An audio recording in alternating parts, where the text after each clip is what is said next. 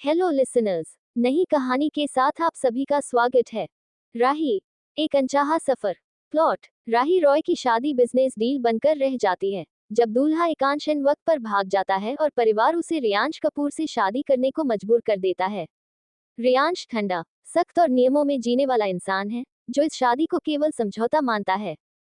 राही, जो इस रिश्ते को स्वीकार नहीं करती, मजबूरी में कपूर मेंशन में कदम रखती है। दोनों के बीच टकराव, गलतफहमियां और पारिवारिक राजनीति गहराती जाती है। इस मजबूर रिश्ते में सवाल यह है, क्या नफरत के बीच भरोसा जन्म ले पाएगा या यह शादी सिर्फ एक सौदा बनकर टूट जाएगी। चैप्टर 1। कमरे में एक मीठी सी महक तैर रही थी। लाल गुलाबों की पंखुड़ियां हर ओर बिखरी थीं, फर्श पर, बिस्तर पर, यहाँ तक कि हल्के क्रीम रंग के पर्दों में भी उलझी हुई। पीली, मध्यम रोशनी में वह कमरा किसी खूबसूरत सपने जैसा लग रहा था। लेकिन राही के लिए ये सपना नहीं, एक कैद थी। राही करीब 5 फुट 4 इंच की, गोरा रंग की नाजुक सी लड़की, लाल जोड़े में सजी थी, पर उसका चेहरा उस साज सज्जा से मेल नहीं खा रहा था। बड़ी, गहरी आंखों में डर और गुस्से का अजीब सा मेल था। उसके कदम लड़खड़ाते हुए बिस्तर तक पहुंचे। उसने एक झटके में दुपट्टा उतार फेंका। अगले ही पल वह कमरे के सजे धजे रूप को अस्त व्यस्त करने लगी। गुलाबों की पंखुड़ियां मुट्ठी में भरकर दूर उछाल दी, कुशन जमीन पर गिरा दिए। उसके भीतर उबल रहा गुस्सा अब जुबान तक आ चुका था। बस काफी है, उसने खुद से बुदबुदाया। आवाज कांप रही थी और आंखों से आंसू छलक पड़े। वह पलटी और ठीक उसके पीछे रियांश खड़ा था। कमरे में गुलाबों की महक अब भी थी, पर रियांश के लौटते ही उस हवा में कुछ और घुल गया था। ठंडापन, दबाव, डर। लगभग 6 फुट लंबा, चौड़े कंधों वाला रियांश दरवाजे के पास खड़ा था। उसका चेहरा शांत था, लेकिन उसकी आंखें जैसे किसी को पूरी तरह पढ़ लेने की आदत रखती हूँ। राही उसके सामने खड़ी थी, 5 फुट 4 इंच की नाजुक सी लड़की, कांपते हाथ, भीगी आंखें। मैं ये शादी नहीं मानती, उसने हिम्मत जुटाकर तेज आवाज में कहना शुरू किया। रियांश एक कदम आगे बढ़ा, बस एक कदम, लेकिन उसी से कमरे की हवा बदल गई। अपनी आवाज, उसकी धीमी, भारी आवाज में खतरनाक ठंडक थी। मेरे सामने नीची रखो। राही के होंठ अपने आप बंद हो गए। तुम्हें लगता है, वह उसकी तरफ झुकते हुए बोला, यहाँ तुम्हारी मर्जी से कुछ होगा। उसकी ठंडी निगाहें राही के चेहरे पर टिक गईं। डर को, आंसुओं को, हर भाव को मापती हुई। जिस पल तुम इस कमरे में आई, उसने धीमे से कहा, तुम मेरी जिम्मेदारी नहीं बनी, राही। तुम मेरी शर्त बन चुकी थी। राही की सांसें लड़खड़ा गईं। और शर्तें? रियांश ने सीधा खड़ा होकर कहा, तोड़ने वालों को मैं बहुत अच्छे से हैंडल करता हूँ। वह मुड़ा, दरवाजे तक गया, लेकिन जाने से पहले उसने बिना पलटे कहा, इस शादी को मानो या ना मानो, तुम इससे बाहर नहीं जा सकती। दरवाजा जोर से बंद हुआ और राही उसी गुलाबों से भरे कमरे में खड़ी रह गई, जहां हर पंखुड़ी अब किसी जंजीर जैसी लग रही थी। राही कपड़े बदलकर वॉशरूम से बाहर आई तो उसके कदम जैसे उसके अपने नहीं रहे। वो खुद ब खुद बालकनी की ओर बढ़ गए। रात की ठंडी हवा उसके चेहरे से टकराए, लेकिन भीतर सब कुछ जल रहा था। मगर उस चंद की रोशनी के नीचे, राही के सिर पर जो अंधेरा मंडरा रहा था, उसे देखने वाला कोई नहीं था। वह रेलिंग थामकर खड़ी रही। उंगलियां इतनी कसकर जमी थी कि जैसे छोड़ दिया तो खुद ही बिखर जाएगी। और उसकी आंखें धीरे धीरे अतीत में डूबने लगी। फ्लैशबैक, कुछ घंटे पहले दुल्हन की तरह सजी राही शीशे के सामने बैठी थी। लाल जोड़े की चमक, माथे का भारी टीका, हाथों की गहरी मेहंदी, सब कुछ परफेक्ट था। पर उस परफेक्शन के बीच उसकी आंखों में थकान थी। वो थकान जो प्यार के बिना निभाई जा रही रस्मों से आती है। वो थकान जो चुपचाप कुर्बान हो जाने से पहले उतरती है। दरवाजा खुला, उसके माँ पापा अंदर आए। चेहरों पर वही अजीब सी चुप्पी थी, जो किसी बहुत बड़े फैसले से पहले हवा में जम जाती है।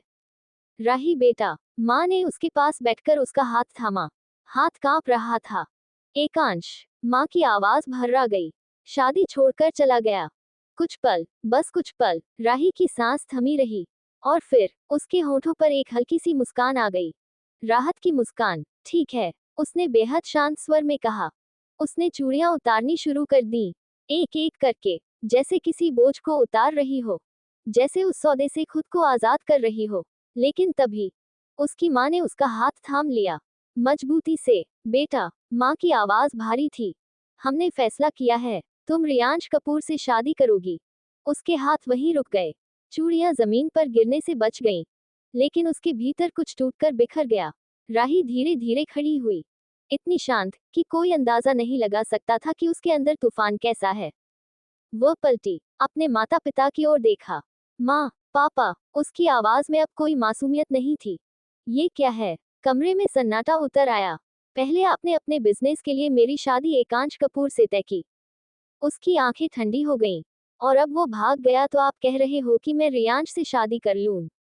कोई जवाब नहीं, बस चुप्पी, ऐसी चुप्पी जो सच से ज्यादा डरावनी होती है। ये शादी है, उसकी आवाज भर्राए, या कोई खेल? उसने खुद की छाती पर हाथ रखा। जिसमें मोहरा मैं हूं। दर्द उसकी आवाज में साफ था। वो दर्द जो चीखता नहीं, बस अंदर ही अंदर मार देता है। अगले ही पल बाहर से फिर वही शोर, वही लाइटें, वही जश्न, जैसे कुछ हुआ ही न हो। फ्लैशबैक टूट गया। राही बालकनी में खड़ी रह गई। उसके कानों में अब भी वही शब्द गूंज रहे थे। शादी है या कोई खेल? और शायद पहली बार उस खेल में वह पूरी तरह अकेली थी। और कहीं न कहीं उस खेल का सबसे ताकतवर खिलाड़ी अब रियांश कपूर था। स्टडी रूम सिगरेट के धुएं से भरा हुआ था। हवा भारी थी, जैसे दीवारों तक में घुटन बस गई हो। एस्ट्रे में आधी जली हुई सिगरेटें भरी थीं, कुछ बुझी हुई, कुछ अभी भी सुलग रही थीं, ठीक उसी तरह जैसे उसके भीतर कुछ सुलग रहा था। चैप्टर 2। अब आगे। रियांश कुर्सी पर पीछे टिककर बैठा था। चेहरे पर कोई भाव नहीं, बस आंखों में वही ठंडा ठहराव जो किसी भी फैसले को बेरहमी से अंजाम तक पहुंचाने की आदत रखता है। उसने सिगरेट का आखिरी कश लिया और धुआं धीरे धीरे छोड़ते हुए अतीत में उतर गया। फ्लैशबैक। रियांश का केबिन, भारी लकड़ी का डेस्क, कांच की दीवारों के बाहर पूरा शहर, और कमरे के भीतर तनाव। सामने समय कपूर खड़े थे, लेकिन आज वो बिजनेस टाइकून नहीं लग रहे थे। आज वो बस एक बेबस पिता थे। और उनके सामने बैठा रियांश, वो सिर्फ इंसान नहीं था, वो एक औरा था, ठंडा, सख्त, हावी। उसकी मौजूदगी ही कमरे को दबाव से भर रही थी। समय ने गला साफ किया। रियांश, आवाज में झिझक थी। आज मैं पहली बार तुमसे कुछ मांगने आया हूँ। रियांश ने फाइल से नजरें नहीं हटाई। मुझे दोगे? रियांश ने धीरे से पन्ना पलटा, फिर नजरें उठाई। वो नजरें सवाल नहीं करती थीं, वो इंसान को पढ़ लेती थीं। क्या मांगना चाहते हैं? उसकी आवाज शांत थी, लेकिन उस शांति में खतरा था। समय ने एक गहरी सांस ली, जैसे शब्द गले में अटक गए हों। एकांश, वो रुके। शादी से भाग गया है। एक पल रियांश की भौं तक नहीं हिली। मैं चाहता हूँ, समय ने मुश्किल से कहा। तुम उसकी जगह मंडप पर बैठ जाओ। रियांश ने फाइल बंद की, धीरे धीरे कुर्सी से उठा। हर कदम नपा तुला था, हर हरकत में कंट्रोल। वो समय के सामने आकर रुका। मिस्टर कपूर, उसकी आवाज में कोई नरमी नहीं थी। आपका प्यारा बेटा आपकी इज्जत सड़कों पर बिखेर गया। उसने हल्का सा मुस्कुराया, ठंडी मुस्कान। तो इसका मतलब ये नहीं, वो समय की आंखों में सीधे देखते हुए बोला, कि मैं उस इज्जत को समेटूं। कमरे की हवा और भारी हो गई। Come on, mister Kapoor. Riyansh ने एक कदम पीछे लिया। तोड़ दीजिए उस शादी को। समय की आवाज भर्रा गई। रियांश, तुमने मुझसे वादा किया था। रियांश की आंखें पल भर के लिए सिकुड़ी। तुमने कहा था, समय ने कहा, कि मैं तुमसे जो भी मांगूंगा तुम मुझे दोगे। वो रुके, फिर धीरे से बोले, क्या अपने पिता को इतना भी नहीं दे सकते? उस पल कुछ बदला। रियांश ने नजरें फेर ली, कुछ सेकंड चुप रहा, फिर बोला, ठीक है। समय ने राहत की सांस ली, जो उसे नहीं लेनी चाहिए थी। मैं शादी कर लूंगा, रियांश ने ठंडे स्वर में कहा, सिर्फ वादा निभाने के लिए। उसकी आंखों में अजीब सी चमक थी। लेकिन उसके बाद वो आगे झुका। आप कभी मुझसे कुछ नहीं कह पाएंगे। कमरे में सन्नाटा छा गया। इस शादी में रियांश की आवाज और ठंडी हो गई। मैं जैसे भी निभाऊं। समय का चेहरा सफेद पड़ गया। रियांश सीधा हुआ। मिस्टर कपूर, उसने बेरुखी से कहा, आपको मुझसे मेरी कंपनी मांगनी चाहिए थी, उस लड़की के लिए। समय ने तनाव भरी आवाज में कहा, जो इस वक्त मंडप पर अकेली बैठी होगी। अपना किया वादा निभा दो रियांश। फ्लैशबैक खत्म। रियांश ने सिगरेट एस्ट्रे में बुझा दी। धुएं के बीच उसका चेहरा और सख्त हो गया। शादी, उसने खुद से कहा, मेरे लिए रिश्ता नहीं। वो खड़ा हुआ, बालकनी की ओर देखा। ये सिर्फ एक समझौता है। उसकी आंखों में अंधेरा उतर आया। और समझौते मैं बहुत अच्छी तरह निभाता हूँ। अगली सुबह सूरज की हल्की किरणें पर्दों को चीरती हुई राही के कमरे में फैलने लगी। रोशनी नर्म थी, लेकिन उसके भीतर सब कुछ सख्त।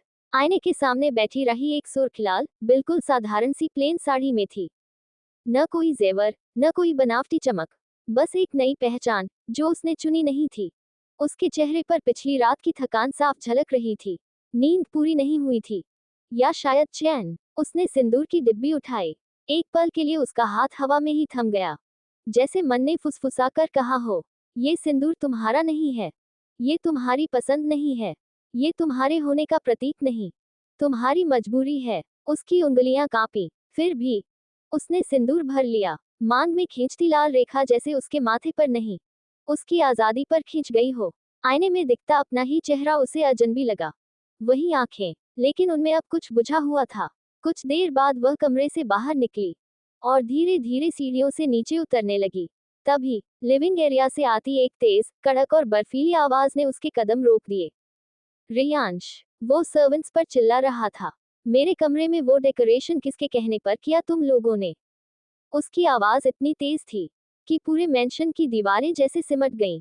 एक बुजुर्ग सर्वेंट आगे बढ़ा, सिर झुका हुआ, हाथ जुड़े हुए। सर, उसकी आवाज कांप रही थी। बड़ी मैम के ऑर्डर्स थे। वाक्य पूरा भी नहीं हो पाया। रहीम, अर्जुन, मोहन, सारे मेल सर्वेंट्स एक सीधी लाइन में खड़े थे, नजरें जमीन पर गड़ी हुई, जैसे रियांश की आंखों से नजर मिलाना किसी अपराध से कम न हो।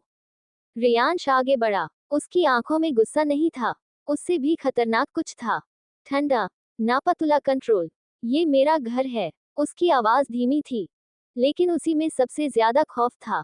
और यहाँ वो रुका। मेरे रूल्स चलते हैं।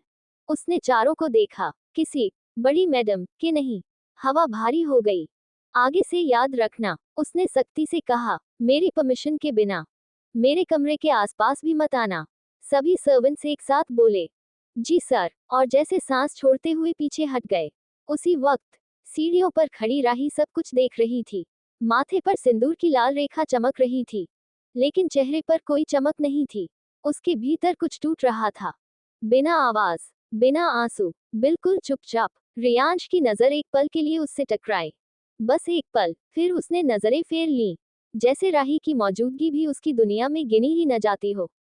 उसी पल राही समझ गई, ये सिर्फ शादी नहीं थी, ये एक लड़ाई थी। और इस घर में हर सुबह उसे खुद को साबित करना था, बिना सवाल किए, बिना शिकायत के। चैप्टर 3। अब आगे। Breakfast table. डाइनिंग एरिया में लंबी, चमचमाती टेबल सजी हुई थी। सफेद क्रॉकरी, कटे हुए फल, कॉफी की हल्की भाप, सब कुछ परफेक्ट था। बस माहौल नहीं। रियांश टेबल के हेड पर बैठा था, सीधी पीठ, शांत चेहरा, और वही ठंडी मौजूदगी जो बिना बोले ही सामने वाले को उसकी जगह याद दिला दे। राही उसके सामने वाली कुर्सी पर बैठी थी।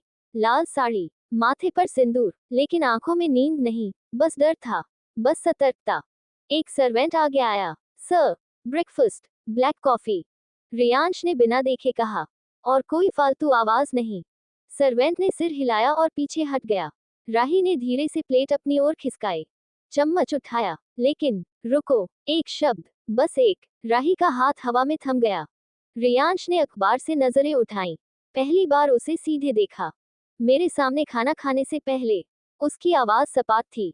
इजाजत ली जाती है। टेबल पर सन्नाटा उतर आया। राही ने धीरे से चम्मच वापस रखा। उसकी उंगलियां कांप रही थीं, पर चेहरा शांत था। मैं आई? उसने धीमे से पूछा। रियांश ने कुछ सेकंड उसे देखा, जैसे तय कर रहा हो, आज कितना दबाव देना है, अब खा सकती हो। उसने फिर अखबार उठा लिया, जैसे वो वहां थी ही नहीं। राही ने खाना शुरू किया। हर कौर गले से उतरता नहीं था, बस निभाया जा रहा था। कॉफी आई। रियांश ने एक घूंट लिया। आज से, उसने बिना उसकी ओर देखे कहा, इस घर में रहना है तो तुम्हें पता है ना कैसे रहना है। उसने कप टेबल पर रखा। और सबसे जरूरी, कहाँ चुप रहना है। राही की उंगलियां प्लेट के किनारे जकड़ गईं। इस घर में, रियांश ने कहा, मेरी पत्नी होने का मतलब ये नहीं कि तुम्हें बराबरी मिली है। उसने पहली बार उसकी तरफ देखा। ठंडी आंखें, बिल्कुल साफ। इसका मतलब है, तुम मेरी इमेज हो। राही ने गहरी सांस ली। और अगर मैं, उसकी आवाज बहुत धीमी थी, अगर मैं गलती से कुछ अलग चाहूं। रियांश हल्का सा मुस्कुराया। वो मुस्कान डरावनी थी। तो चाहना छोड़ देना, उसने शांति से कहा, क्योंकि यहाँ चाहते नहीं। वो उठा। आदेश चलते हैं। कुर्सी पीछे सरकी। रियांश चला गया। टेबल पर बची ठंडी कॉफी, अध खाया नाश्ता और राही। उसने सिंदूर को छुआ। पहली बार नहीं रोई, लेकिन उसके भीतर कुछ चुपचाप बगावत सीख रहा था। रियांश दरवाजे तक पहुंच ही गया था कि पीछे से एक आवाज उसके कानों से टकराई। मैं अपनी जॉब कंटिन्यू करना चाहती हूँ। एक पल, बस एक पल। लेकिन उस एक पल में पूरा कमरा जैसे रुक गया। रियांश के कदम थमे। उसका हाथ दरवाजे के हैंडल पर था। वो पलटा नहीं। धीरे धीरे उसने सांस ली। चाहती हो, उसने बिना मुड़े कहा। आवाज में न गुस्सा था, न हैरानी, बस ठंडा तंज। वो पलटा, एक एक कदम चलता हुआ वापस टेबल की तरफ आया। राही अपनी जगह खड़ी थी, नजरें झुकी हुई, लेकिन आवाज में पहली बार डर नहीं था। हाँ, उसने कहा, वो मेरी पहचान है। रियांश उसके सामने रुका, इतना पास कि उसकी परछाई राही पर गिरने लगी। पहचान, उसने धीमे से दोहराया। उसकी आंखों में गहरी ठंडक उतर आई। इस घर में तुम्हारी पहचान सिर्फ एक है। वो झुका। मेरी पत्नी। राही ने हिम्मत जुटाई। मैंने शादी की है। उसकी आवाज कांपी। अपनी जिंदगी नहीं बेची। कमरे में सन्नाटा इतना गहरा था कि दिल की धड़कन सुनाई दे। फिर रियांश हल्का सा मुस्कुराया। वो मुस्कान किसी चेतावनी से कम नहीं थी। ठीक है, उसने कहा। राही की आंखों में पल भर को उम्मीद चमकी। लेकिन तुम जॉब करोगी? उसने सीधा कहा। मेरी शर्तों पर। राही ने सवालिया नजरों से देखा। कहाँ जाओगी? किसके साथ काम करोगी? कब घर लौटोगी? हर शब्द हथौड़े की तरह पड़ा। और याद रखना, उसकी आवाज सख्त हो गई। एक भी गलती। वो रुका। तुम्हारी जॉब नहीं जाएगी। राही का दिल बैठ गया। बल्कि तुम्हारी आजादी, उसने पीछे हटते हुए कहा। सोच लो, राही। फिर दरवाजा खोला, लेकिन जाने से पहले एक आखिरी बात। और हाँ, उसने बिना पलटे कहा, मेरे फैसलों पर आवाज उठाना आदत मत बनाना। दरवाजे की ओर बढ़ते हुए रियांश एक पल को रुका, जैसे कुछ याद आ गया हो। उसने आधा सा मुड़कर कहा, ठीक है। राही की धड़कन तेज हो गई, लेकिन उसकी आवाज में वही ठंडी सख्ती लौट आई। एक शर्त है। राही ने सिर उठाया। रियांश की निगाहें उस पर टिकी, सीधी, बेधक, बिना किसी भावना के। मेरे आने से पहले, उसने नपे तुले शब्दों में कहा, मेरे लिए डिनर रेडी होना चाहिए। राही के होंठ हल्के से खुले। मुझे एक सेकंड भी लेट नहीं चाहिए। उसने घड़ी की ओर इशारा किया, जैसे समय भी उसी के कंट्रोल में हो। ना बहाना, ना थकान, ना भूल, हर शब्द उसके भीतर उतरता चला गया। अगर मैं देर से आया, उसने दरवाजा खोलते हुए कहा, तो भी खाना टाइम पर चाहिए। फिर आखिरी बार, क्योंकि मेरी दुनिया में। वो रुका। वक्त मेरा होता है। दरवाजा बंद हुआ। राही वहीं खड़ी रह गई। जॉब की इजाजत मिली थी, लेकिन कीमत के साथ। अब उसे समझ आ गया था, यह आजादी नहीं थी, ये सिर्फ एक और परीक्षा थी। और रियांश किसी को पास होने का मौका बहुत सोच समझ कर देता था। रात का सन्नाटा धीरे धीरे मेंशन में उतर रहा था। रियांश घर में आया। लिविंग एरिया में समय और समीक्षा कपूर बैठे थे, शांत पर नजरों में हल्की बेचैनी। राही किचन में डिनर तैयार कर रही थी। एक प्लेट उसने संभल कर उठाए और डाइनिंग एरिया की तरफ बढ़ी। रियांश ने उसकी ओर एक नजर डाली, कड़वी, ठंडी, नापतुली निगाह। फिर बिना कोई शब्द कहे वह कमरे में चला गया। वो सीढ़ियों तक पहुंच ही गया था कि पीछे से समय कपूर की आवाज गूंजी, मुझे तुमसे कुछ बात करनी है। रियांश ने धीरे धीरे सिर हिलाया। कुछ कदम आगे बढ़े, और फिर वापस चेंज कर लौटकर डाइनिंग टेबल पर बैठ गया। उसकी उपस्थिति ही पूरे कमरे को दबा रही थी। लिविंग एरिया में बैठे समय समीक्षा को आवाज देते हुए कहा, मॉम, डैड। उसने हल्की आवाज में कहा, आप भी डिनर कीजिए हमारे साथ। समय और समीक्षा एक दूसरे की ओर देख बोले, नहीं, हम पहले ही खा चुके हैं। रियांश की आंखों में आग झिलमिला उठी। उसने धीमे पर घूरते हुए कहा, यह मेरा घर है। मैं डिसाइड करूंगा कौन डिनर करेगा, कौन नहीं, कौन बैठेगा और कौन नहीं। राही की उंगलियां हल्की कांप गईं। उसने खुद को रोकते हुए प्लेट नीचे रखी। रियांश ने निगाहें मिस्टर एंड मिसेस कपूर की ओर उठाई। मॉम, डैड, किस हक से उन्हें मॉम डैड कह रही हो तुम? पूरे डाइनिंग एरिया में रियांश की आवाज गूंज गई। मेरी बीवी होने के नाते याद रखना, कुछ नहीं लगते ये लोग मेरे। उसकी आवाज बिल्कुल ठंडी थी, लेकिन हर शब्द में वजन था, जैसे हर नियम और हर अधिकार वही तय करता हो। तुम मेरी बीवी हो, उसने धीरे से कहा, और मेरे पेरेंट्स मर चुके हैं। याद रखना। राही ठिठक गई। उसकी आंखों में सवाल था, पर बोल नहीं सकी। रियांश की मौजूदगी सर्द, हावी और अंत तक नियंत्रित साफ बता रही थी। इस घर में रियांश के फैसले ही अंतिम हैं और राही को इस नियम को स्वीकारना ही होगा।